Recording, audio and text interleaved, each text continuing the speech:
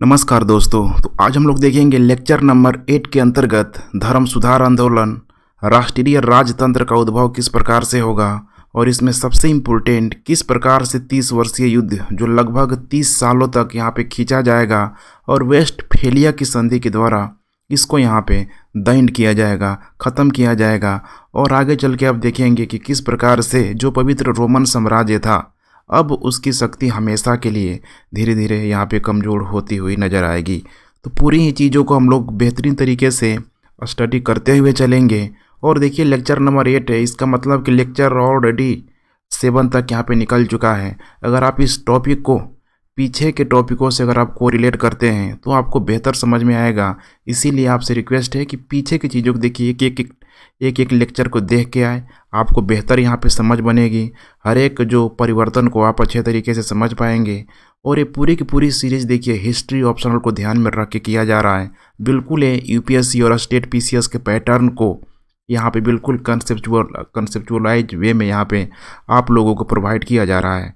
तो आप लोग इसका लाभ उठाएं और पूरा का पूरा देखिए सिर्फ वर्ल्ड हिस्ट्री नहीं बल्कि आने वाले दिनों में इंडियन हिस्ट्री को भी कंप्लीट किया जाएगा। और इसमें पूरा का पूरा स्टडी विथ मैप का बहुत अधिक सहयोग लिया जाएगा ताकि आप लोग रटने की प्रक्रिया से बाहर निकलें। और आगे चल के जैसे जैसे हम लोग अपने सिलेबस में इंटर करेंगे, हो सकता है कि 1-2 दिन के अंदर ही हम लोग प्रबोधन काल में यहाँ पे आ जाएं, तो आंसर राइटिंग भी पूरी तरीके से यहाँ पे प्रैक्टिस करवाई जाएगी। तो अभी बेसिक चीज़ों को देखिए, क्योंकि वर्ल्ड हिस्ट्री को समझने के लिए इन सारे टॉपिकों को समझना बहुत ज़रूरी है। बार बार आगे चल के इसका जिक्र आएगा और सिर्फ यही जिक्र नहीं आएगा बल्कि आप इंडियन हिस्ट्री को भी पढ़ेंगे तो को रिलेट करने के लिए देखिए चीज़ों को यहाँ पे जानना ज़रूरी है, समझना ज़रूरी है। और वर्तमान में जो भी क्रोनोलॉजी है, खासकर इंटरनेशनल रिलेशन के संदर्भ में, खासकर देखिए ब्रेग्जिट का कंसेप्ट आता है, यूरोप का कंसेप्ट आता है, तो उसमें अगर ये टॉपिक अगर आपका क्लियर हो जा रहा है तो आप बड़ी आसानी से चीज़ों को आप वर्तमान को ठीक है क्रम में रख के आप समझ सकते हैं। तो इसीलिए देखिए अभी 8 लेक्चर ये कंप्लीट होने वाला है। अभी भी हम लोग सिलेबस में इंटर नहीं कर पाए हैं। इससे आप समझ सकते हैं कि जो पूरा का पूरा अभी तक का जो घटनाक्रम है वर्ल्ड हिस्ट्री के परिप्रेक्ष्य में यहाँ पे बिल्कुल यूरोप को केंद्रीकृत मतलब सेंटर में रख के हर एक लेक्चर को कंप्लीट किया जा रहा है। तो काफ़ी इंटरेस्टिंग है, मेरे साथ बने रहिए, लेक्चर पूरा का पूरा देखिए और चैनल को सब्सक्राइब करना भी मत भूलिए। अब आइए ये फ्लो चार्ट के माध्यम से आज हम लोग समझने का प्रयास करेंगे। और आने वाले दिनों में देखिए फ्लो चार्ट से पढ़ना बेहद ही आसान है। अगर आपकी डिमांड रहेंगी प्रिंटेड नोट्स का तो उसका भी मैं डिमांड उसको भी मैं उपलब्ध कराऊंगा। लेकिन फ्लो चार्ट से आप करके देखिए चीज़ें कितनी यहाँ पे आसान हो जाती है। तो कल हम लोगों ने जिस पुनर्जागरण और चेतना की बात किया था उसमें सबसे देखिए यहाँ पे इम्पोर्टेंट फैक्टर निकल के सामने आया था। ये पुनर्जागरण आया कैसे? इसका सबसे इम्पोर्टेंट फैक्टर था कि किस प्रकार से धर्म सुधार आंदोलन हुआ, नए व्यापारिक मार्ग की खोज हुई और किस प्रकार से कस्तूनतुनिया का पतन हुआ, ऑटोमन साम्राज्य का यहाँ पे उद्भव हो गया। तो वहाँ से बहुत सारे जो विद्वान थे अपने पुराने चीज़ों को अर्थात जो भी ग्रीक और लैटिन साहित्य भरे हुए थे वो उन सारी चीज़ों को लेके यहाँ पे गए, यहाँ पे फैलने लगे। और यहीं से शुरू हो गया क्लासिकल साहित्य अर्थात ग्रीक प्लस लैटिन साहित्य को उस समय प्रोत्साहन जो दिया गया था। कब? प्राचीन ठीक है विश्व में जो प्रोत्साहन दिया गया था यूरोप में, अब पुनः देखिए उस रोमन साम्राज्य के अस्तित्व को पुनः क्या करना था, कायम रखना था। क्योंकि आपको पता है ऑलरेडी मैं बता चुका हूँ कि मध्यकालीन विश्व तक आते आते ये जो रोमन साम्राज्य है बिल्कुल ही दब गया है, धर्म की आड़ में दब गया है, खासकर सामंतवादी व्यवस्था की वजह से दब गया है। मैंने चर्च और सामंत ने, ध्यान रखिएगा, चर्च और सामंती व्यवस्था ने उस पवित्र रोमन साम्राज्य को बिल्कुल ही कहीं का नहीं छोड़ा है। शासक नाम मात्र का यहाँ पे रह जा रहा है और सारी जो धार्मिक गतिविधियाँ हैं चर्च के द्वारा संचालित की जा रही है। जगह जगह चर्च है, जगह जगह चर्च है और वो राज्य के कंट्रोल में नहीं है। और चर्च खुद ही स्थानीय स्तर पे कर लगा रही है, वसूल रही है। और जो रोम में बैठा हुआ पोप उसको यहाँ पे जो बचा हुआ अधिशेष है, सरप्लस है, उसको प्रोवाइड करा रही है। तो खुद सोचिए ऐसे परिप्रेक्ष्य में अगर आप देखेंगे तो कभी भी एक मजबूत शासन सत्ता की अवधारणा का विकास नहीं होगा। लेकिन अब ये पुनर्जागरण काल तक आते आते जब ये ग्रीक लैटिन साहित्यों का अध्ययन किया गया तो लगा कि नहीं, हमें फिर से उसी पुरानी रोमन साम्राज्य को जिंदा करना है, जहां शासक की जो शक्ति सर्वे सर्वा होती थी, ना बीच में कोई धार्मिक गतिविधियां होती थी, ना बीच में कोई सामंतवादी व्यवस्था थी। लेकिन अब समस्या क्या था कि जो मध्य काल में जो दो वर्ग उभर के आया था, या फिर दो व्यवस्थाएं उभर के आया था, जिसको हम लोगों ने बोला चर्च व्यवस्था और सामंत व्यवस्था, इस शासक की शक्ति को बढ़ाने के मार्ग में सबसे बड़ी यहाँ पे बाधा थी। तो यहाँ पे देख पा रहे हैं चर्च व्यवस्था और ये जो सामंतवादी जो व्यवस्था थी, यहाँ पे बाधा के रूप में उत्पन्न हो रहा था। और ये जब तक इनको हटाया नहीं जाए तब तक शासक की शक्ति को बढ़ाना एकदम आप मान के चलिए असंभव था। ये हो ही नहीं सकता, क्योंकि एक मयान में, ठीक है, दो तलवार नहीं रह सकती है, तीन तलवार नहीं रह सकती है, तलवार एक ही रहेगा। लेकिन फिर हमने पुनर्जागरण का दूसरा पहलू देखा कि यहाँ पे जो व्यावसायिक क्रांति होती है, किस प्रकार से जो पूंजीवाद का विकास हुआ, किस प्रकार से नए नए यहाँ पे भौगोलिक खोजें हुई, और इससे एक जो मध्यम मार्ग, एक जो व्यापारी वर्ग आया, ये अब देखिए मध्यम वर्ग व्यापारी वर्ग आया। अब सोचिए यहाँ पे भी वही हाल है जैसे चर्च व्यवस्था सामंत व्यवस्था था। अब इस व्यापारी और मध्यम वर्ग के आ जाने से अब इस चर्च व्यवस्था और सामंती व्यवस्था को टकराहट मिला, और इन व्यापारियों को देखिए खुद ये चर्च व्यवस्था क्या बोल रहा है कि भाई तुम लोग क्या कर रहे हो, सूदखोरी कर रहे हो, महाजनी व्यवस्था धर्म के खिलाफ है, चर्च के खिलाफ है, इसीलिए तुम लोग क्या हो, पापी हो, बेकार हो। सामंतवादी व्यवस्था ये भी जल रहा है, क्योंकि मध्यम वर्ग की जब प्रतिष्ठा बढ़ रही है तो इसके भी बच्चे स्कूल जा रहे हैं, पहले जैसी सोसाइटी इनकी रह नहीं गई है, इनको भी इज्जत प्रतिष्ठा मिल रहा है, अर्थात अब सामंतवादियों को डायरेक्ट यहाँ पे चैलेंज मिल रहा है।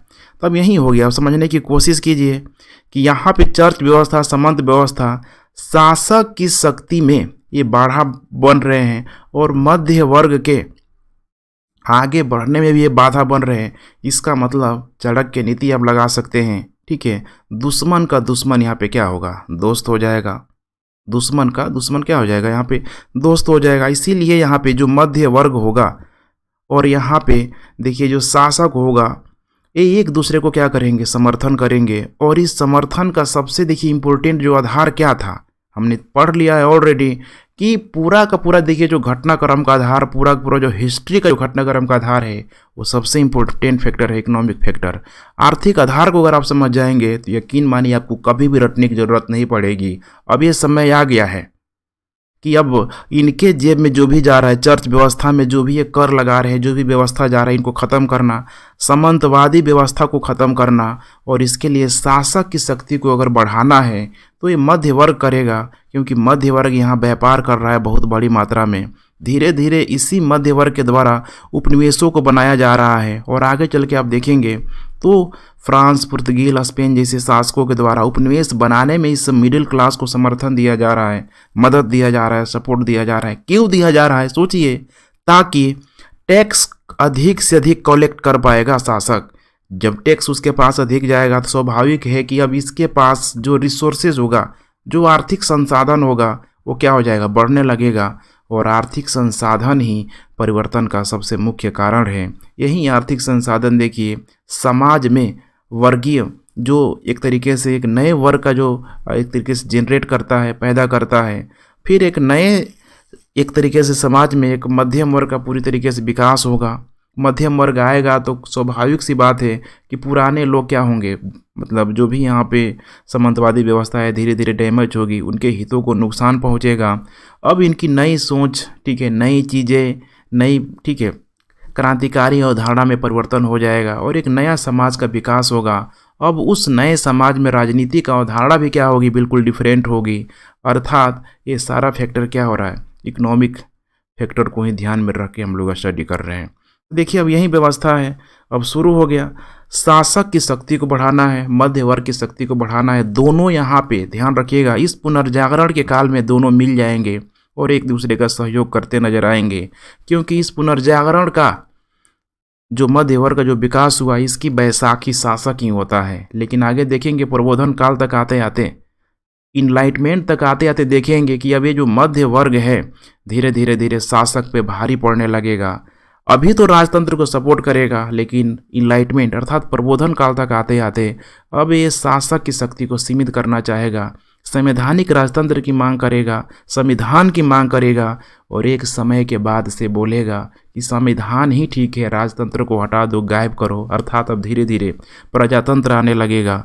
और यही तो आप देखेंगे आगे चल के, इसी मुक्त व्यापार की नीति की अवधारणा को लेके जो मध्य वर्ग और शासक के बीच जो बहुत बड़ा जो दरार पैदा करता था, आगे चल के जब अमेरिकी उपनिवेश होगा, अमेरिकी क्रांति हो जाएगी इसी मुक्त व्यापार को लेके। और अब प्रबोधन काल तक आते आते अब देखेंगे तो समानता, बंधुत्व, स्वतंत्रता जैसे विचारों के नारों से फ्रांस में यहाँ पे एकदम गुंजायमान यहाँ पे हो जाएगा। और ये जो सामंतवादी और चर्च व्यवस्था को डैमेज किया जाएगा। और शासक जो इसमें सबसे इम्पोर्टेंट रोल पर लेकर के यहाँ पे जो मध्य वर्ग है सबसे इम्पोर्टेंट रोल पर प्ले करेगा।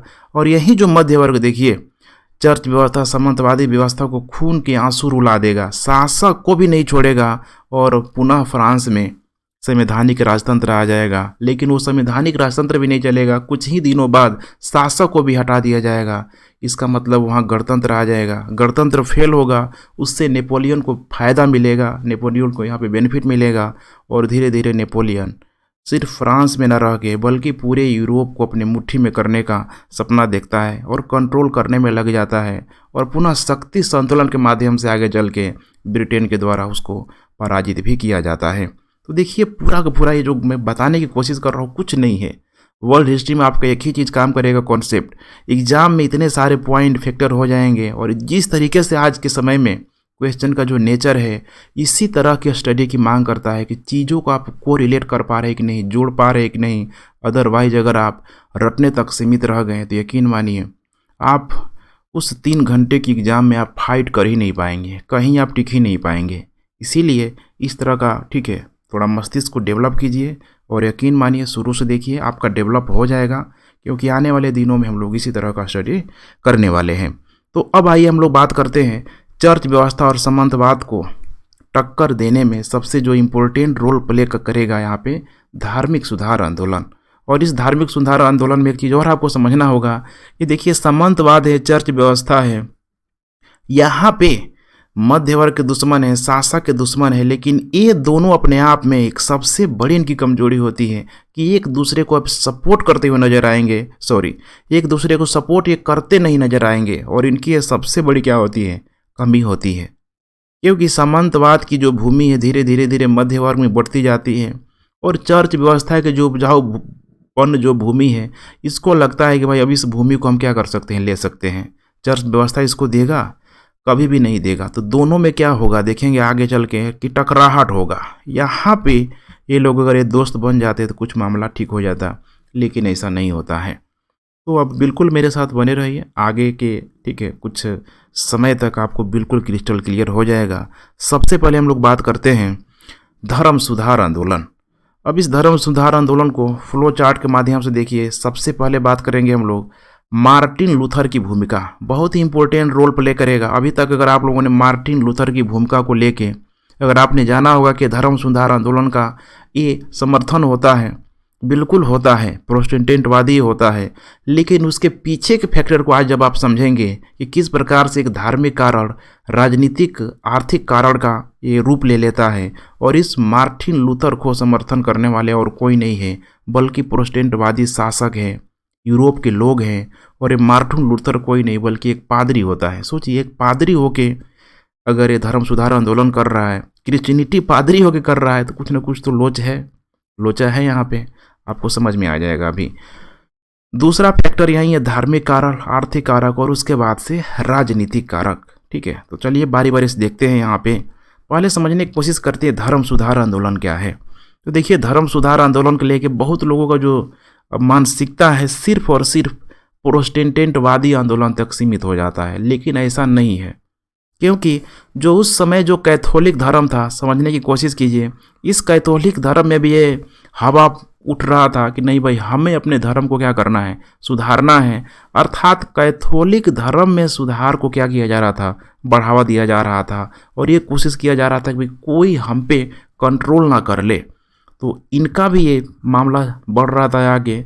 और ये प्रोटेस्टेंट जो आंदोलन आप यहाँ पे देख रहे हैं, ये बिल्कुल ही एक कैथोलिक धर्म के क्या थे, खिलाफ थे कि भाई हम कैथोलिक धर्म को किसी भी कीमत में मानना नहीं चाह रहे हैं। अर्थात जो भी कर्मकांड, जो भी रूढ़िवादी अवधारणा है, जो भी रूढ़िवादी तर्कशास्त्र है, उसको हम ख़त्म करना चाहते हैं।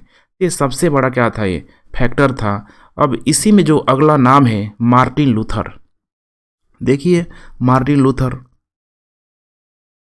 ये कोई अलग कोई नहीं है, देखिए समझ रहे हैं ना, ये जर्मनी क्या है, पादरी है। पादरी आप समझ रहे हैं ना, प्रीस्ट, उसी चर्च व्यवस्था का एक पादरी है। और ये क्या चाह रहा है कि ईसाई धर्म को, पादरी है, विद्वान तो है ही नो डाउट। अब ईसाई धर्म को देखिए यहाँ पे जो दो लोग हुए थे, सबसे पहले यहाँ पे देखिए, यहाँ पे पीटर लोम्बार्ड और टॉमस एक्विनास, आप लोगों को पता होगा। ये लोग क्रिश्चियनिटी धर्म में लोग बाद में आए और इन्होंने क्या किया, रूढ़िवादी तर्कशास्त्र पे क्या दिया, बल दिया। रूढ़िवादी तर्कशास्त्र पे बल दिया। इन्होंने मोक्ष पर बल दिया, मुक्ति पर बल दिया। किस पे बल दिया, मुक्ति पर बल दिया। और बोला कि ये तभी आएगा जब क्या आएगा, पुरोहितवाद आएगा, जब प्रीस्ट आएगा, जब प्रीस्ट आएगा पुरोहितवाद आएगा। तो अब ये जो मार्टिन लूथर बोल रहे हैं कि भाई इन्होंने जो दिया, ठीक है, ये गलत दिया। इनसे अगर हम पीछे जाए तो जो दो लोग हैं, सेंट पॉल और सेंट ऑगस्टाइन, इनकी शिक्षा बड़ी व्यवहारिक थी, क्योंकि इन्होंने बिल्कुल ही, ठीक है, कर्म पे जोड़ दिया, शिक्षा पे दो जोड़ दिया। अर्थात अच्छा कर्म करो, अच्छा पाओ, मस्त रहो, अच्छी अच्छी शिक्षाओं को ग्रहण करो, समाज को बेहतर बनाओ। लेकिन इसके बाद से जो ये पीटर लोम्बार्ड और टॉमस एक्विनास आए, तो इन्होंने ईसाई धर्म को पूरी तरीके से बेकार कर दिया। इसीलिए हमें इनको नहीं मानना है, हमें किनको मानना है, इनको मानना है। और इनको मानने की वजह से ही अब यहाँ पे क्या हो गया, शुरू हो गया प्रोटेस्टेंट आंदोलन। अर्थात अब उसी कैथोलिक धर्म में एक बहुत बड़ी सुधार की क्या थी, पहल थी। तो यहाँ पे आप देख पा रहे हैं मार्टिन लूथर टाइम पीरियड है 1483 से लेके 1546 के बीच, लगभग 15वीं से 16वीं सदी के बीच। अब देखिए इसमें क्या हो रहा है, बहुत ही क्रांतिकारी अवधारणा। एक पादरी होते हुए 1517 में देखिए विटेनबर्ग के एक चर्च पर इसने 95 थेसिस, आप लोगों ने नाम सुना होगा, यही है 95 थेसिस। ये 95 थेसिस बेसिकली कुछ नहीं है, ये प्रश्नों का ऐसा संग्रह है। इसमें ऐसे ऐसे प्रश्न मार्टिन लूथर के द्वारा इसमें डलवाए गए कि जिसका जवाब उस रोम के पोप के पास भी नहीं था, रोम के पास भी इसका जवाब नहीं था। और जब इस तरह का जब सवाल जवाब यहाँ पे होने लगा, तो देखिए बड़े मजे की बात है, कुलीन वर्ग, यही है सामंतवाद। कुलीन वर्ग मैंने बताया था आपको, ये और कोई नहीं है, सामंतवादी व्यवस्था का, ठीक है, एक रूप है कुलीनवाद। अमीर लोग हैं यहाँ पे, ये क्या कर रहा है, समर्थन कर रहा है प्रोटेस्टेंट आंदोलन का। अब आपको लग रहा होगा कि क्या कर रहा है, मैंने बताया था अभी कि ये जो चर्च व्यवस्था है और सामंतवाद है, दोनों एक दूसरे के सगे नहीं होते हैं। जर्मन कुलीन वर्ग ने इसका समर्थन किया, क्योंकि इसका समर्थन का एक ही कारण था, और वो क्या था, आर्थिक कारण था। क्योंकि देखिए आगे चलकर अलग अलग क्षेत्रों में, ठीक है, ये मामला बढ़ने लगा। जर्मनी में काल्विनवाद आ गया, स्विट्जरलैंड में यहाँ पे जुंगले आ गया। और मैंने आपको बताया कि ये क्यों कर रहा है ऐसा। कुलीन वर्ग अगर मार्टिन लूथर का सपोर्ट कर रहे हैं, प्रोटेस्टेंटवादी आंदोलन का समर्थन कर रहे हैं, तो उनका एक ही कारण था, इन कुलीन वर्गों का। इनको लगता था कि भाई हर जगह चर्च मौजूद है, हर जगह चर्च मौजूद है, अर्थात अधिकतर उपजाऊ भूमि उस चर्च के पास है। अगर हम इसका सपोर्ट करते हैं तो जैसे ही ये चर्च व्यवस्था डैमेज होगा, उसकी भूमि पे हम अपना कंट्रोल कर लेंगे। यही है, देखिए हर जगह लोग अपना अपना हित साध के बैठा हुआ है, चाहे कोई सा भी वर्ग हो। अब यही मामला नहीं रुका, क्योंकि जो आग लगा यहाँ पे, जो आग इस मार्टिन लूथर के द्वारा लगाई गई, इसका प्रोटेस्टेंट पंथ का अलग अलग स्वरूप बाकी अन्य क्षेत्रों में फैलने लगा। जैसे ब्रिटेन में प्यूरिटन आ गया, फ्रांस में ह्यूजबॉट आ गया।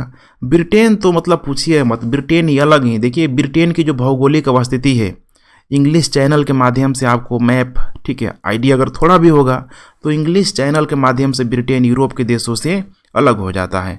मैप में अगर आपका हाथ कमज़ोर है तो मेरा पैरेलल सीरीज चल रहा है, जाके देखिए, डेली की डेली मैप देखिए, आपको कहीं से कोई समस्या नहीं होगा। बिल्कुल ही यूपीएससी स्टेट पीसीएस के लेवल पे सारा का सारा मैं कोर्स करा के चल रहा हूँ।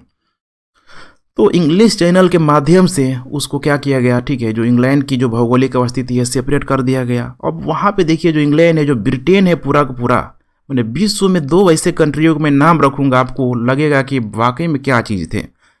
एशिया में इतना डेवलप्ड होने के बाद, ठीक है, मतलब देखेंगे आप जापान, तो जापान कहीं से भी एशियाई देशों का समर्थन मैंने आप देखेंगे लगभग एंशिएंट एरा, मिडेवल एरा से ही कभी सपोर्ट करता हुआ नजर नहीं आएगा, बल्कि एशियाई कंट्री में अपने आप को एकदम सर्वश्रेष्ठ टॉप पे रखता है। वैसे ही ब्रिटेन भी क्या करता है, पूरे यूरोप में अपने आप को टॉप पे रखना चाहता है कि भाई ब्रिटेन का हीरो, मैंने पूरे यूरोप का हीरो क्या है, हम ही हैं। और इसी में एक शासक का नाम आएगा हेनरी अष्टम करके। ब्रिटेन का जो शासक है हेनरी अष्टम, ठीक है, हेनरी अष्टम, इसकी, ठीक है, जिससे शादी होती है, क्योंकि ये क्या है, शासक है। तो तलाक प्रक्रिया को लेके चूंकि उस समय ये लोग कैथोलिक धर्म को मान रहे होते हैं, है तो सब ईसाई ही कैथोलिक धर्म को मान रहे होते हैं, तो एक एप्लीकेशन भेजता है कहाँ पे, रोम के, ठीक है, पोप के पास कि भाई आओ हमारा तलाक करवा दो, सही से अगर हो जाएगा तो अच्छा रहेगा। रोम के पोप के पास तलाक, क्या बोलते हैं कि वो तलाक का जो कागज आया, रोम के पोप ने वीटो प्रक्रिया के तहत उसको जेब में डाल दिया। अब हेनरी अष्टम का दिमाग खराब हो गया। उसी समय से देखेंगे अगर आप ब्रिटेन में, तो एक अलग ही लहर दौड़ पड़ी, अर्थात कैथोलिक चर्च का क्या करना, विरोध करना। तो अब मौका मिल गया। अब ये मौका कौन दे दिया, मार्टिन लूथर ने दे दिया। मार्टिन लूथर यही है कि सारे शासक चाह रहे हैं कि भाई ये जो चर्च व्यवस्था है डैमेज हो, कोई एक ऐसा व्यक्ति आए जो कि, ठीक है, इसको आगे बढ़ाए। और इसमें मार्टिन लूथर का जब नाम आ गया, खुद एक देखिए पादरी होते अगर वो आ रहा है, तो अब जितने भी लोग हैं, जहाँ जहाँ चर्च का जो कंट्रोल हुआ था जबरदस्त, जिन जिन क्षेत्रों में शासक लोग उसको समर्थन करने लगते हैं, अर्थात मार्टिन लूथर को समर्थन करने लगते हैं। तो देखिए जर्मनी में काल्विन आ गया, काल्विनवाद, ठीक है, इसके भी बहुत सारे सपोर्टर लोग होंगे। स्विट्जरलैंड में यहाँ पे जुंगली है, ब्रिटेन में यहाँ पे प्यूरिटन है, ये सब ये देखेंगे तो लगभग मिडिल क्लास के नज़दीक है। फ्रांस में यहाँ पे ह्यूज बॉट है, सब यहाँ पे आना, यहाँ पे क्या आ जाएंगे, शुरू हो जाएंगे। अब देखिए नेक्स्ट, ठीक है, अब इतना तो आपको समझ में आ गया कि अब इसका क्या होने लगा, विरोध होने लगा, ठीक है। विरोध अब होने का मतलब ही है कि आगे चल के कुछ और भी कारण होगा, देखेंगे। अब यहीं पे आपको दिखाई देगा एक हैसबर्ग, ठीक है, हैसबर्ग जो साम्राज्य ऑस्ट्रिया में जो मौजूद होता है, लगभग अंतिम वही होता है पवित्र रोमन साम्राज्य का। जो एक शासक होगा वहाँ पे फ्रेडरिक सेकेंड करके, वो इस काल्विनवादियों पे अटैक करवा देगा, अपने सैनिकों को भेज देगा। अभी ये मौका मिल गया उनको कि भाई अब मौका मिल गया हमको, अर्थात जितने भी ये प्रोटेस्टेंटवादी का जो समर्थन कर रहे थे, अब कैथोलिकों के द्वारा, जो कैथोलिक समझ रहे हैं ना, रोमन चर्च व्यवस्था, पवित्र रोमन जो सम्राट था, एक कैथोलिक धर्म था, फ्रेडरिक सेकेंड जो हैसबर्ग का शासक हुआ करता था। आगे में सब आएगा, मैप के माध्यम से आपको बताऊंगा। तो ऑस्ट्रिया का उसने अपनी सेना को भेज दिया। अब वहीं से क्या हो जाएगा, 30 वर्षीय युद्ध यहाँ पे शुरू हो जाएगा। अब वो 30 वर्षीय युद्ध में देखेंगे तो बाकी जो भी यहाँ पे ब्रिटेन, फ्रांस खुद ही सपोर्ट करेगा, कैथोलिक देश होते हुए सपोर्ट करेगा। ये अपने आप में एक नयापन चीज़ था, क्योंकि इसका राजनीतिक हित क्या हो रहा था, उस कैथोलिक धर्म की वजह से बाधित हो रहा था। तो फ्रांस, ब्रिटेन, यहाँ पे जर्मनी जो खुद लगभग 200 से अधिक क्षेत्रों में बटा हुआ है, स्विट्जरलैंड, सारे लोग उस पर अटैक करते हैं। मामला बहुत लंबे समय तक चलता है, युद्ध होता है, 30 वर्षों तक खिंच खिंच के युद्ध होगा। और फाइनली वेस्टफेलिया की संधि के माध्यम से ये पूरा युद्ध क्या हो जाएगा, ख़त्म हो जाएगा। अब पवित्र रोमन साम्राज्य डैमेज हो जाएगा और उसके साथ साथ चर्च व्यवस्था भी डैमेज की राह पे आ जाएगा, कमज़ोर होने लगेगा और शासकों की शक्ति धीरे धीरे बढ़ने लग जाएगी। तो कहानी यही है। लेकिन आइए अब देखते हैं हम लोग कि इसके पीछे अगर मार्टिन लूथर अगर खुद एक पादरी होते हुए अगर वो प्रोटेस्टेंटवादी माने है, यहाँ पे कैथोलिकों का विरोध कर रहा है, तो उसके पीछे क्या कारण है, तो यहाँ पे समझने की कोशिश कीजिए। सबसे पहले धार्मिक कारक में क्या था, तो देखिए यहाँ पे धार्मिक भ्रष्टाचार मुक्ति पत्र की खूब उस समय बिक्री की गई। समझ रहे हैं ना, धार्मिक भ्रष्ट मतलब ठीक उसको वैसे ही समझिए जैसे आज किसी भी धर्म में बहुत सारा बुक छपवा लिया गया, कर्मकांड, आडंबर, भाई ये पढ़ लो, ये ले लो, वो ले लो, ये ऐसे करो वैसे करो, मैंने दुनिया भर की जो आडंबर मुक्त था खूब यहाँ पे बिक्री किया गया। लेकिन अब भाई समस्या तो होगा ही होगा, भाई ये जो प्रोटेस्टेंटवादी है धर्म सुधार आंदोलन की यहाँ पे मांग कर रहे हैं। और यहाँ पे देखिए आंतरिक सुधार यहाँ पे कहा जा रहा है कि पहले हो चुका था, ऐसा नहीं है कि मार्टिन लूथर आया तभी ये हुआ।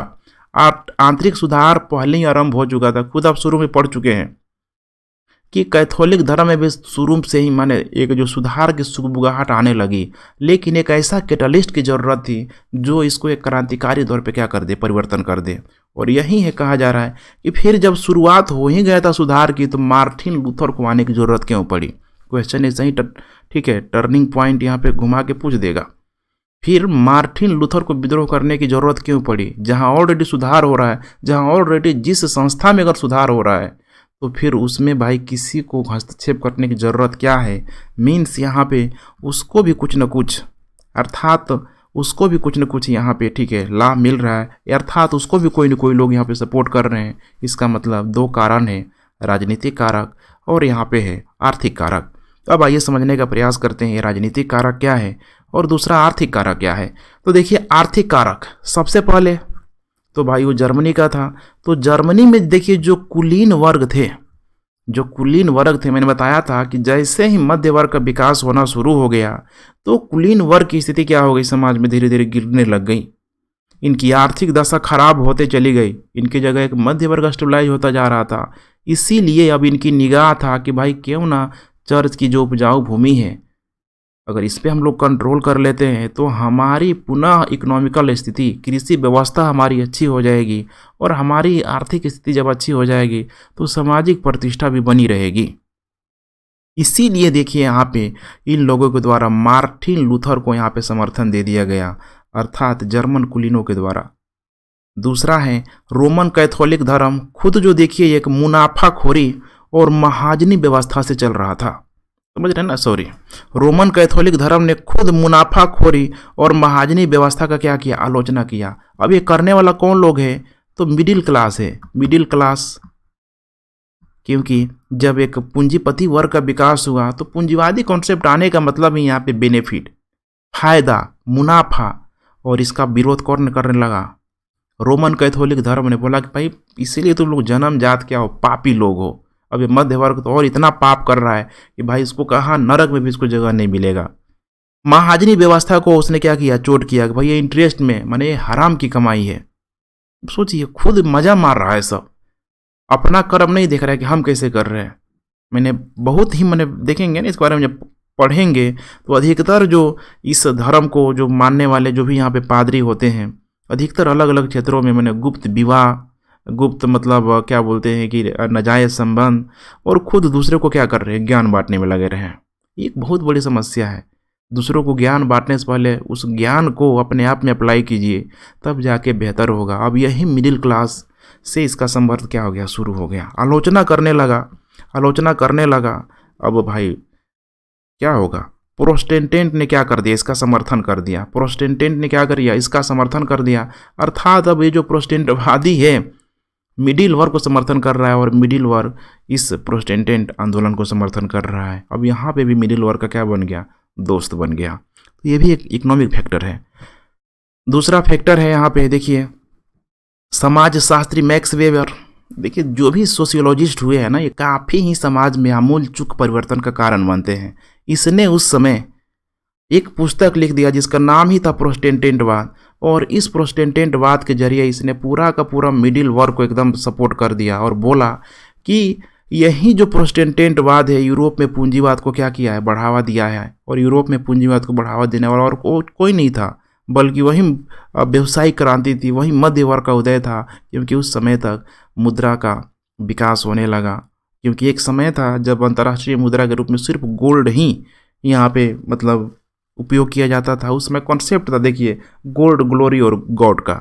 लेकिन धीरे धीरे अब ना गोल्ड रह गया, ना ग्लोरी रह गया, ना गॉड रह गया, क्योंकि मध्य वर्ग तक आते आते अब एक ही चीज़ यहाँ पे मायने यहाँ पे रख रहा है, और वो है उनकी इकोनॉमिक स्टेबिलिटी। इकोनॉमिक जितना बेहतर हो, जितना उनके पास अधिक मुद्रा हो, उतना वो चीज़ बेहतर होगा।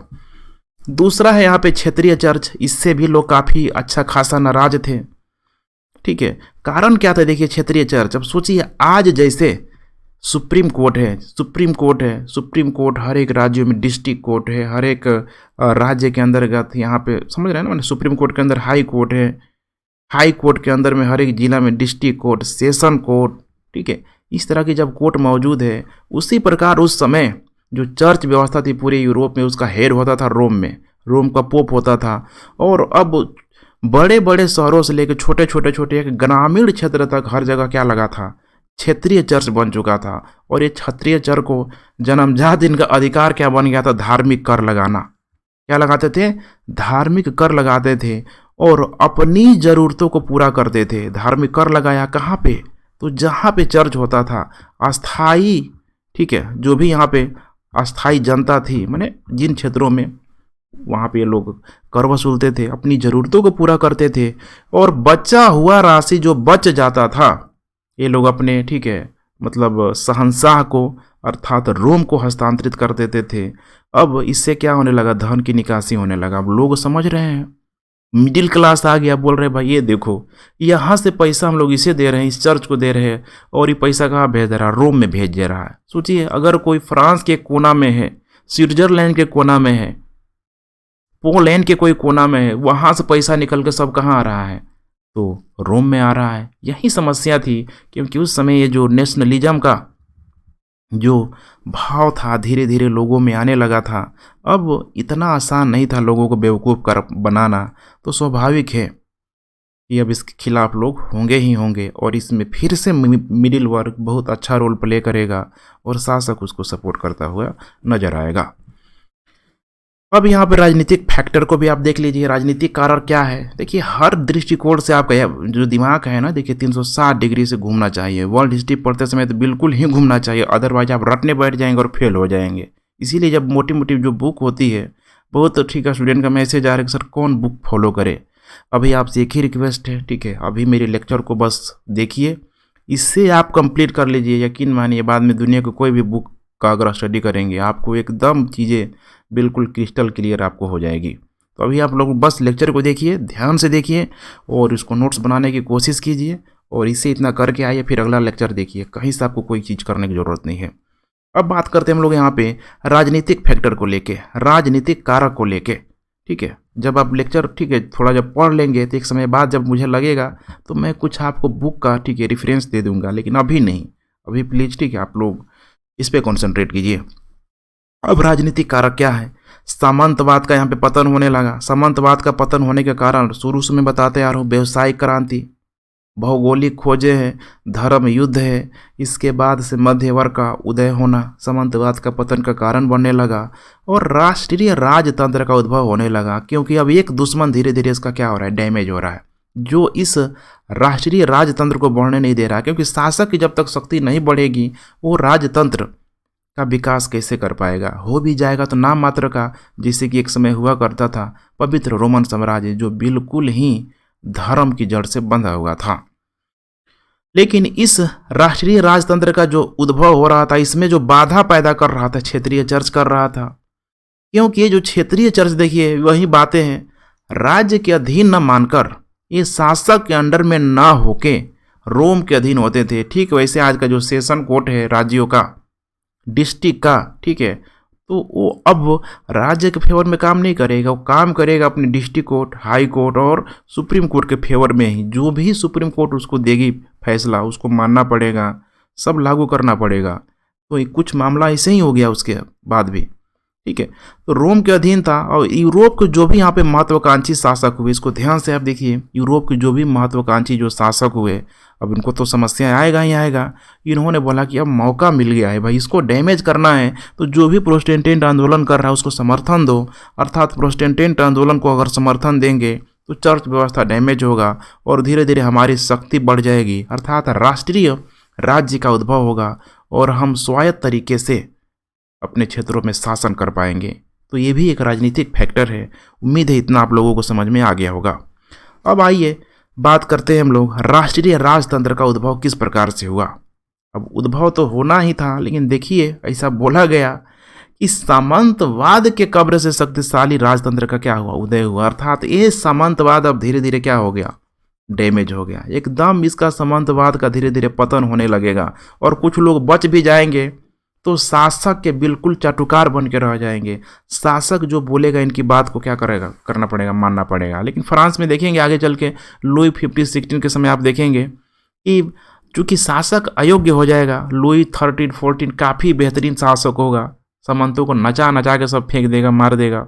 लेकिन लुई 15-16 में देखेंगे तो उनकी अयोग्यता सामंतवादी व्यवस्था को पुनः मजबूत करने में लग जाती है। खैर वो मामला बाद में है, ठीक है, वो हम लोग फ्रांसीसी क्रांति को जब पढ़ेंगे तब समझेंगे। लेकिन अभी आप जनरल टर्म समझने की कोशिश कीजिए कि राष्ट्रीय राजतंत्र का उद्भव तब होगा जब सामंतवाद के कब्र से शक्तिशाली राजतंत्र का क्या हुआ, उदय हुआ। इसका मतलब सामंतवाद का अब पतनमुख हो गया है।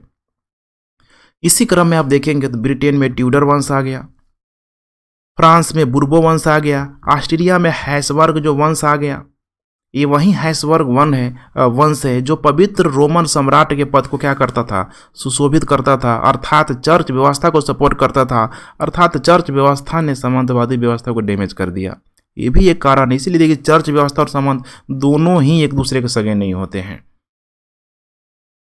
रूस में रोमनाव वंश आ गए। अब थोड़ा मैप में थोड़ा आप एक नज़र डाल लीजिए अपनी सरसरी निगाहों से। ये है यहाँ पे आप देख पा रहे हैं, ठीक है। ब्रिटेन में यहाँ पे है ट्यूडर वंश, पूरा का पूरा देखिए ब्रिटेन में ट्यूडर वंश है। यहाँ पे आपको दिख जाएगा क्या बोलते हैं कि फ्रांस के एरिया की तरफ बुर्बो वंश मिल जाएगा। क्या कौन वंश? बुर्बो वंश। इसी बुर्बो वंश का शासक सब आएगा लुई 13, 14, 15, 16। उन्हीं के समय वर्साय का जो महल है बहुत बड़ा, जो आगे चल के फ्रांस की कब्र बनेगा, उसका निर्माण होगा इन्हीं के द्वारा। यहाँ पे हैसबर्ग एम्पायर है, ऑस्ट्रिया के क्षेत्रों पे एक बहुत बड़ा एम्पायर, जो आगे चल के देखेंगे तो पवित्र रोमन साम्राज्य का जगह लेता है। यही पवित्र रोमन साम्राज्य अर्थात कैथोलिक धर्म को ये पूरी तरीके से सपोर्ट करता हुआ नजर आएगा। पवित्र लग गया तो समझ जाइएगा कि भाई बस वही है, कैथोलिक वाला है, ठीक है। तो आगे चल के इसका भी द एंड होगा, अभी देखेंगे थोड़ी देर में। अब यहाँ पे ठीक है, नेक्स्ट हम लोग बात करते हैं। देखिए ये रूस के तरफ है, यहाँ पे रामनौ, समझ रहे हैं ना, रोमनाव भी वो इसको बोला जाता है। यहाँ पे देखिए इसके यहाँ पे उदय होगा। आगे चल के इसके बाद से जारशाही व्यवस्था भी आएगा। तो आप मैप में एक बार देखेंगे तो आगे चल के आप जैसे जैसे आगे बढ़ेंगे चीज़ें आपकी क्रिस्टल क्लियर होती जाएगी। अब आइए हम लोग नेक्स्ट बात करते हैं राष्ट्रीय राजतंत्र के उद्भव को प्रेरित करने वाले कारक। अब तो सबको देख लिया टुकड़ों टुकड़ों में, अब इकट्ठा एक जगह कंपाइल में कर दे रहा हूँ कि आखिर राष्ट्रीय राजतंत्र कैसे आया, राष्ट्रीय राजतंत्र को प्रेरित करने वाला कारक कौन था। तो इसमें सबसे पहला कारण था पुनर्जागरण। अब याद करिए शुरू में मैंने सारे फ्लो चार्ट से आपको बता दिया है, एक क्रिस्टल क्लियर इमेज बना दिया है, बस यहाँ मैं कंपाइल कर रहा हूँ एक जगह सबको रख के। पुनर्जागरण क्या हुआ उसमें, तो क्लासिकल साहित्य को बढ़ावा दिया। क्लासिकल साहित्य क्या था, तो वहीं जो पुरानी रोमन साम्राज्य में जो यूनान की तरफ जो भी ग्रीक और लैटिन साहित्यों का ठीक है अध्ययन किया गया और लगा कि नहीं भाई पुराना रोमन साम्राज्य बहुत बड़ा हुआ करता था, शासक की शक्ति यहाँ पे अधिक थी। इसका मतलब कि हमें इस पुनर्जागरण के काल में पुनः क्या करना है, तो पुरानी रोमन साम्राज्य को क्या करना है, जीवित करना है। इसका मतलब कि शासक की शक्ति को क्या करना है, बढ़ाना है, शासक की शक्ति को बढ़ाना है, ठीक है। दूसरा आया क्या, धर्म सुधार आंदोलन। इस धर्म सुधार आंदोलन ने क्या किया, तो प्रोटेस्टेंट आंदोलन को ठीक है जीवित कर दिया, बढ़ावा दिया इसको, और इससे राष्ट्रीय राजतंत्र को प्रोत्साहन मिला। क्योंकि इस प्रोटेस्टेंट आंदोलन को शासक भी सपोर्ट करेंगे, मध्य वर्ग भी सपोर्ट करेगा, मध्य वर्ग को प्रोटेस्टेंट आंदोलन भी सपोर्ट करेगा। तो अब हर तरह से देखिए यहाँ पे चर्च व्यवस्था क्या हो चुका है, घिर चुका है। तो इसीलिए धर्म सुधार आंदोलन के माध्यम से राष्ट्रीय राजतंत्र को प्रोत्साहन मिलेगा। अब इस धर्म सुधार आंदोलन में देखेंगे कि जो था हैसबर्ग साम्राज्य ऑस्ट्रिया का, जो कैथोलिक, समझ रहे हैं ना, कैथोलिक जो पवित्र रोमन साम्राज्य हुआ करता था, अब धीरे धीरे वो भी डैमेज होना शुरू हो जाएगा। वो डैमेज हो जाएगा तो अब राहें आसान हो जाएगी। तीसरा है वाणिज्यवाद। क्योंकि देखिए इस वाणिज्यवाद को मैंने आपको समझाया था, अगर आप शुरू से देख रहे हैं तो चीज़ें बिल्कुल क्लियर हो जाएगी। मैंने बताया था कि पूंजीवाद का मतलब है यहाँ पे मुनाफा। पूंजीवाद का मतलब है मुनाफा। किसको मुनाफा, व्यापारियों को मुनाफा। उस मध्य वर्ग को मुनाफा। लेकिन जब वाणिज्यवाद बोलते हैं तो एक बार तब ध्यान रखिएगा कि ये एक बड़े ही रूप में आता है। और बड़ा रूप में मतलब क्या कि वाणिज्यवाद का मतलब है कि राजनीतिक हितों से परिचालित होगी। और ये राजनीतिक हितों से परिचालित किसके माध्यम से होगी? तो राजतंत्र के माध्यम से होगी। और राजतंत्र के माध्यम से होगी, इसका मतलब कि वो चाहेगा कि इस वाणिज्यवादी नीति के माध्यम से मुक्त अर्थव्यवस्था को ख़त्म किया जाए, बेकार किया जाए, जितना अधिक हो सके कर प्रणाली को लाया जाए, उपनिवेशों को डैमेज किया जाए, हर तरह से यहाँ पे समझिएगा इस वाणिज्यवाद के अंतर्गत राजनीतिक परिवर्तन है यहाँ पे। और ये राजनीतिक परिवर्तन शासक के अंडर कंट्रोल में होता है। यही वाणिज्यवाद के तहत जो भी शासक लोग होंगे अपने मध्य वर्ग को उकसाएंगे कि जाओ भाई यहाँ व्यापार करो, वहाँ व्यापार करो, हमको अधिक क्या दो, पैसा दो, कर दो। अब आगे चल के होगा है इसी वाणिज्यवादी सिद्धांत के तहत देखिएगा जितने भी यूरोपीय जो कंट्री हैं, चाहे ब्रिटेन की बात कर लें, पुर्तगाल की बात करें, स्पेन की बात कर लें, फ्रांस की बात कर लें, सब लोग आएंगे कहाँ? भारत में व्यापार करने के लिए आएंगे। और ये वाणिज्यवादी हितों से इनकी नीतियाँ परिचालित होती हैं। बिल्कुल यहाँ पे आएंगे तो उनकी मोनोपोली हो जाएगी। अब वही है भाई, उनको टैक्स पे करो, उनको दो। इसमें ब्रिटेन बाजी मार ले जाएगा, क्योंकि ब्रिटेन में मुक्त अर्थव्यवस्था को धीरे धीरे अपनाना शुरू कर दिया था। ब्रिटेन में शासक और उन व्यापारियों के बीच बहुत अधिक समस्या नहीं थी, तो ईस्ट इंडिया कंपनी आई प्राइवेट कंपनी के रूप में। लेकिन फ्रांस और स्पेन में क्या था? बिल्कुल शासकों का कंट्रोल हुआ करता था उस कंपनी में, उस मध्य वर्ग में। तो भाई वो लोग टक्कर ही नहीं दे पाए, क्योंकि इतिहास गवाह है। देखिए, जब भी सरकारी और निजी कंपनियों में लड़ाई होगी तो मैं ये नहीं कहता हूँ कि हमेशा निजी कंपनी जीतेगी, लेकिन 100 बार में 90 बार निजी कंपनियाँ ही जीतेगी। और यही हुआ भारत के परिप्रेक्ष्य में देखेंगे तो धीरे धीरे इंग्लैंड के द्वारा, ब्रिटेन के द्वारा फ्रांसीसियों को पराजित कर दिया जाएगा, पुर्तगालियों को पराजित कर दिया जाएगा, और धीरे धीरे भारत पे उनकी मोनोपोली हो जाएगी। तो देखिए कितना कॉन्सेप्ट है। चीज़ों को आप ठीक है घुमा फिरा के जैसे मन करे जोड़ लीजिए। ये तभी होगा जब आप अच्छे तरीके से पढ़ाई करेंगे। तो वाणिज्यवाद, कर प्रणाली को लाना, अर्थात अस्थायी सेना का क्या करना, इनका गठन करना। जितना अधिक कर आएगा भाई सेना लाओ, सेना को वेतन देने के लिए भाई कोई दिक्कत नहीं है। इसका मतलब कि अब हम बड़े रूप में व्यावसायिक नौकरशाह का गठन कर लेंगे। और व्यावसायिक नौकरशाह सेना जब आ गया तो सोचिए इतना भी बड़ा साम्राज्य क्यों ना हो, क्यों नहीं चलेगा। अशोक को ही देख लीजिए, अशोक की जो सेना को ले लीजिए, उसकी नौकरशाह को ले लीजिए भारत के संदर्भ में। अकबर कालीन ठीक है जो व्यवस्था थी, मुगलों की जो व्यवस्था थी, सेना जात सवार को लेके दिल्ली सल्तनत इतने बड़े रूप में आया, वहाँ पे इक़्तिदारी व्यवस्था के माध्यम से। ये सब क्या इंडिकेट कर रहा है कि आपको नौकरशाह का गठन करना पड़ेगा, जिससे कि आपकी व्यवस्था बेहतरीन तरीके से काम कर पाए। इसके लिए क्या चाहिए? अधिक पैसा चाहिए, कर चाहिए। अब यही था वाणिज्यवाद। नेक्स्ट है यहाँ पे शासकों की भूमिका को लेकर देखेंगे आप, तो लोगों में यहाँ पे विश्वास अपने प्रति शासकों के द्वारा जगा लिया गया। क्योंकि लोग देखिए चर्च व्यवस्था से भी त्रस्त थे, सामंतवादी व्यवस्था से भी त्रस्त थे, तो जाए कहाँ।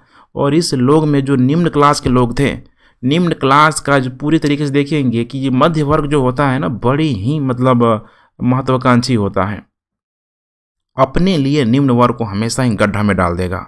और यही होगा मध्य वर्ग, इतिहास गवाह है। आज भी देख लीजिए मध्य वर्ग सबसे नज़दीक रहता है निम्न वर्ग के साथ।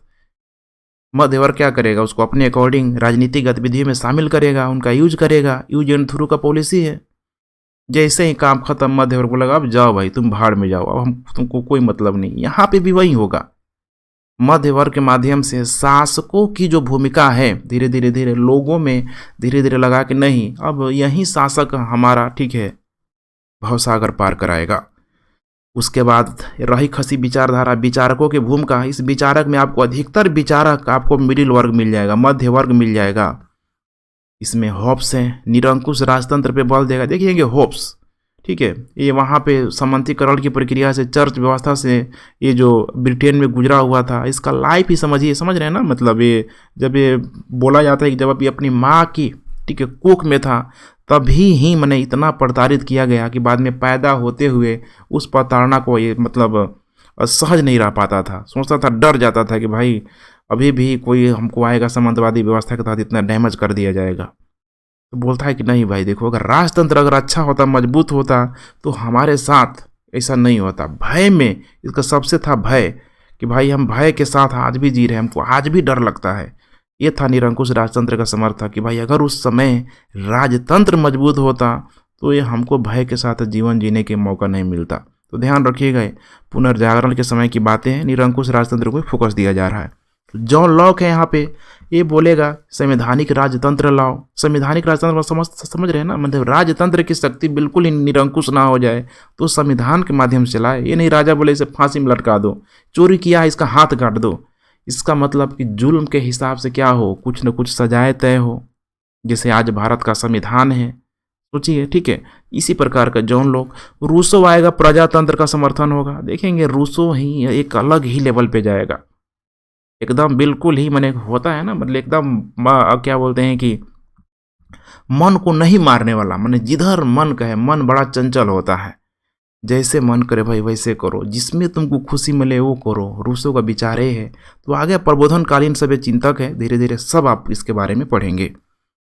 नेक्स्ट आइए हम लोग बात करते हैं यहाँ पे योजना और संयोग की। देखिए सामंतवाद का पतन तो हम लोगों ने लगभग करा दिया। देखिए योजना और संयोग, सामंतवाद का जब उद्भव हुआ तो महज एक संयोग था, क्योंकि जो फ्यूडल सिस्टम के तहत आप लोगों ने मैनर व्यवस्था को पढ़ा था, किस प्रकार शासक की शक्ति कमजोर हो गई, सामंतों की शक्ति बढ़ गई, तो उसमें कोई प्लानिंग आपको नहीं दिखाई देगा। नीतियां वही थी, शासक निकम्मा साबित हो रहा था। लेकिन अब इसका जो पतन किया गया ये बिल्कुल एक योजना के तहत किया गया। इस तरह का भी प्रश्न बन जाएगा, ठीक है, तो इससे भी मैंने इसको इंडिकेट कर लिया है। तो योजना क्या था, सामंतवाद का पतन, लेकिन जो उद्भव हुआ वो मत मात्र था, एक संयोग था। तो योजना वर्सेस क्या है, संयोग। संयोग का संबंध सामंतवाद का उद्भव से है, और योजना माने एक नीतिगत योजना के तहत सामंतवाद का क्या किया गया, पतन किया गया। अब आइए जो सबसे इंपॉर्टेंट पार्ट है यहाँ पे, 30 वर्षीय युद्ध 1618 से 48 के बीच वेस्टफेलिया की यहाँ पे संधि होगी, और धीरे धीरे देखेंगे आप लोग तो अंतर्राष्ट्रीय व्यवस्था की शुरुआत होगी। अर्थात अब अंतिम कील ठोका जा रहा है उस चर्च व्यवस्था पे, क्योंकि सामंतवादी व्यवस्था यहाँ पे लगभग देखेंगे तो बहुत हद तक कमजोर हो चुकी है। पूरे तरीके से दायी नहीं होगा, कोई भी व्यवस्था ऐसी नहीं होती, कुछ ना कुछ उसके अवशेष रहेगा, लेकिन हाँ कमजोर हो चुका है। अब 30 वर्षीय युद्ध में जो चर्च व्यवस्था है इसको डैमेज करने में ये बहुत ही बड़ा रोल प्ले करेगा।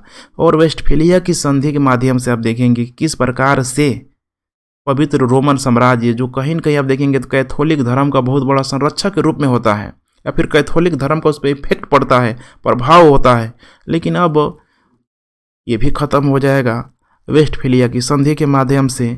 और तब जाके दोनों दुश्मन, सामंती व्यवस्था, चर्च व्यवस्था, दोनों ही कमजोर हो गया। इसका मतलब एक मजबूत सशक्त राष्ट्र की अवधारणा आ जाएगी। सशक्त राष्ट्र की अवधारणा आएगी, इसका मतलब कि सारे देश के लोग, चाहे फ्रांस हो, ठीक है, ऑस्ट्रिया हो, जर्मनी हो, जो भी हो यहाँ पे यूरोपीय देश के लोग अपनी अपनी सीमाओं का निर्धारण करेंगे, और शासक अब हीरो बन के आएगा सामने, एकदम मजबूत शक्ति के रूप में आएगा। और इसमें निर्धारित किया जाएगा कि कोई भी अब एक दूसरे के आंतरिक मुद्दे पे कोई हस्तक्षेप नहीं करेगा, हर एक राष्ट्र स्वतंत्र है, और यहाँ पे शक्ति संतुलन का सिद्धांत दिया गया। तो थोड़ा सा बने रहिए, इसे भी अभी मैं क्रिस्टल क्लियर कर देता हूँ।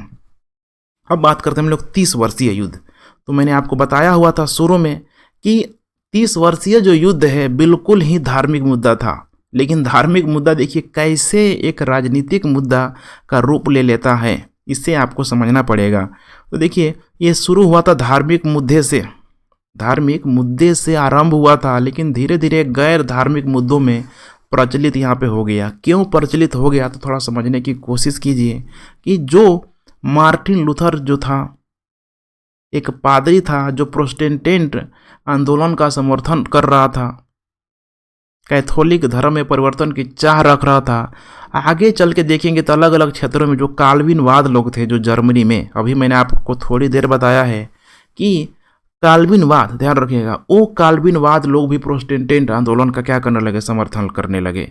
इससे समस्या किसको हो गया, आरंभ में देखेंगे तो पवित्र रोमन सम्राट यही है, ठीक है, फर्डिनेंड सेकेंड जो होता है ऑस्ट्रिया में, वहीं आगे चल के अंतिम जो पवित्र रोमन सम्राट बचा खुचा, ठीक है, रहता है। फर्डिनेंड सेकेंड के द्वारा एक बहुत ही आक्रामक कदम उठाया गया कि जो लोग भाई प्रोटेस्टेंटवादियों का समर्थन कर रहे हैं और जो काल्विनवादी लोग हैं, चूंकि उस समय आप देखेंगे तो जर्मनी हमने 200 से अधिक छोटे छोटे राज्यों में क्या हुआ था, बटा हुआ था। काल्विनवादियों को कमजोर देखा, फर्डिनेंड ने दबाने के लिए इनको सेना भेज दिया। ध्यान से देखिएगा, पूरा फ्लो चार्ट क्लियर है। जर्मनी जब काल्विनवादियों को दबाने के लिए सेना भेजा, किसने? ऑस्ट्रिया के शासक फर्डिनेंड ने, अर्थात पवित्र रोमन साम्राज्य के शासक फर्डिनेंड ने। तो भाई अब तो काल्विनवादियों को समर्थन देने वाले कई सारे लोग मौजूद थे यहाँ पे, कई सारे प्रोटेस्टेंटवादी देश भी मौजूद थे, जिसका समर्थन ब्रिटेन कर रहा था, डेनमार्क कर रहा था, स्वीडन कर रहा था। बोल रहा है कि भाई अच्छा ये बात है, मौका मिल गया। देखिए यही होता है, आप जब भी पढ़ेंगे ना, मतलब आप प्रथम विश्व युद्ध, द्वितीय विश्व युद्ध, तो कारण बहुत सारे होते हैं, लेकिन कोई एक ऐसा फैक्टर होता है जो एकदम होता है ना, घी में एकदम, समझ रहे हैं ना, मतलब एकदम पानी में, गर्म पानी में एकदम समझिए कि घी में तेल डालने का काम करता है। ये मुद्दा वही था। सेना भेज के फर्डिनेंड बहुत बड़ी गलती कर दिया, क्योंकि इसका समर्थन करने वाला ब्रिटेन है, डेनमार्क है, स्वीडन है यहाँ पे। इसका मतलब आप देख पा रहे हैं मामला क्या चल रहा है।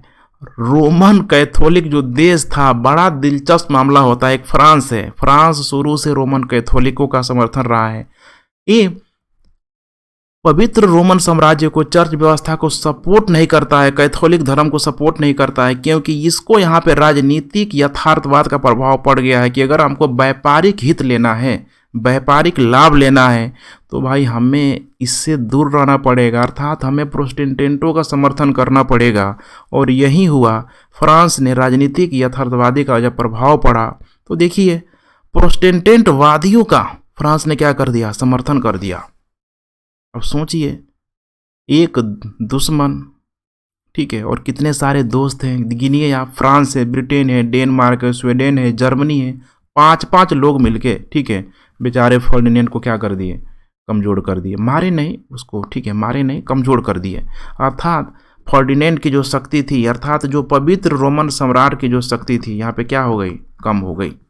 कम हो गई कि बिल्कुल कम हो गई। और पवित्र रोमन सम्राट की शक्ति के साथ साथ चूँकि अब आर्थिक आधार भी बहुत अधिक मजबूत नहीं रहा, तो धीरे धीरे चर्च व्यवस्था भी क्या हो गया, मजबूत, कमज़ोर हो गया। देखिए यही हो रहा है। निष्कर्ष, पवित्र रोमन साम्राज्य की शक्ति कमज़ोर हो गई। और यहाँ पे जब, ठीक है, कमज़ोर हो गई, इस युद्ध को, 30 वर्षीय युद्ध को, इसी का नाम दे दिया गया वेस्टफेलिया की संधि। वेस्टफेलिया की संधि। अब इससे अब क्या हो गया कि बिल्कुल ही अब जो राष्ट्रतंत्र का जो कंसेप्ट आया, बिल्कुल अब अश्वमेध के घोड़े की तरह हो गया कि अब उसको रोकने वाला कोई नहीं था। पहले तो था संबंध, चर्च व्यवस्था बीच बीच में लगान खींच देता था, लेकिन अब बदलाव को क्या मिल गया, इसको प्रोत्साहन मिल गया, अर्थात मामला क्या हो गया, फिट हो गया।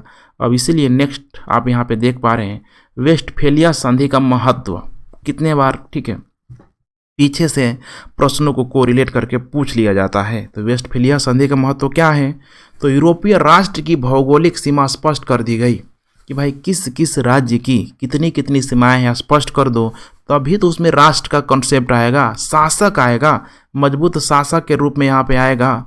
और जब उसकी पहचान बनेगी, जो भी शासक लोग होंगे आपस में ट्रेड करेंगे, संबंध बनाएंगे, तो अंतर्राष्ट्रीय संबंध को प्रोत्साहन मिला। और बोला गया कि अब कोई भी आंतरिक हस्तक्षेप की अनुमति यहाँ पे क्या करेगा, नहीं देगा। कोई भी एक दूसरे के आंतरिक मामलों पे हस्तक्षेप नहीं करेगा, क्योंकि तुम भाई अलग है, तुम्हारा राज्य हमारा राज्य अलग है, तुम अपने क्षेत्र पे कंट्रोल करो, हम अपने क्षेत्र पे कंट्रोल करेंगे। जर्मन राज्य भी इसमें बाजी मार ले गए। जो छोटे छोटे जो राज्य थे, लगभग देखेंगे 200 से अधिक जो छोटे छोटे जो राज्य थे, आगे चल के यहीं देखेंगे बिस्मार्क के नेतृत्व में जर्मनी का जब एकीकरण होगा, लेकिन अभी तक ये छोटे छोटे राज्य मौजूद थे। इनकी भी विदेश नीति को स्वतंत्र कर दिया गया, क्योंकि पहले जर्मनी में जो कंट्रोल था पवित्र रोमन साम्राज्य के अधीन होता था, लेकिन बोला गया जाओ भाई जी लो अपनी ज़िंदगी, तुम लोग भी जी लो अपनी ज़िंदगी, चाहे भाई ये युद्ध चाहे शांति की घोषणा है, तुम स्वतंत्र हो, अब तुम लोग यहाँ पे कर सकते हो। नेक्स्ट क्या हुआ, अंतर्राष्ट्रीय वित्तीय व्यवस्था अस्तित्व में आ गया। इतने सारे अब धीरे धीरे उपनिवेश बनने लगे। स्पेन का ऑलरेडी लैटिन अमेरिका में आ गया। ब्रिटेन का मैंने कभी सूरज ही अस्त नहीं होता था।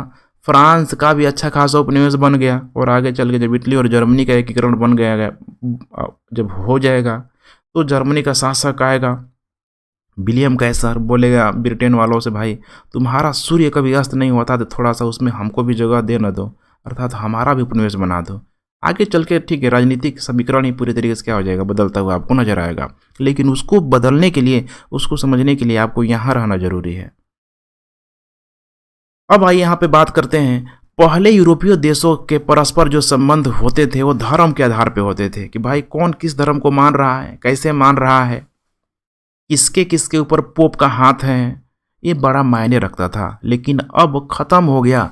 सर्वव्यापी चर्च व्यवस्था और पवित्र रोमन साम्राज्य का विघटन होने के बाद अब इन राज्यों ने बोला कि हम क्या करते हैं भाई, कि शक्ति संतुलन का नीति अपनाते हैं। इसका मतलब शक्ति संतुलन का मतलब समझ रहे हैं ना, इतने जो भी छोटे छोटे छोटे जो राज्य हुए, कोई आगे चल के इन्हें फ्यूचर कोई मजबूत शक्ति ना बन जाए, तो इसके एवज में जो भी एक मजबूत शक्ति बनता बाकी उसको घेर के लोग क्या करते, मार देते।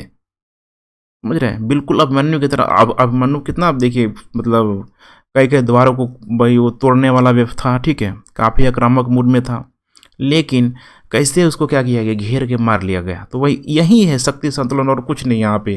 तो कोई भी यूरोपीय राष्ट्र का अधिक शक्तिशाली होना, यूरोपीय राष्ट्र का देखिए यहाँ पे गठबंधन करके उसको क्या कर जाना, पराजित कर देना। अर्थात जो भी यूरोपीय राष्ट्र, कोई एक ही देश क्या होगा, एक ही देश यहाँ पे शक्तिशाली होगा, एक ही देश शक्तिशाली होगा। और जब वैसा अगर हुआ तो जो भी यूरोपीय राष्ट्र हैं आपस में क्या करेंगे, गठबंधन करेंगे और उसको मार गिराएंगे। यही होता था। और इसमें ब्रिटेन जो था हीरो की तरह भूमिका निभाता था।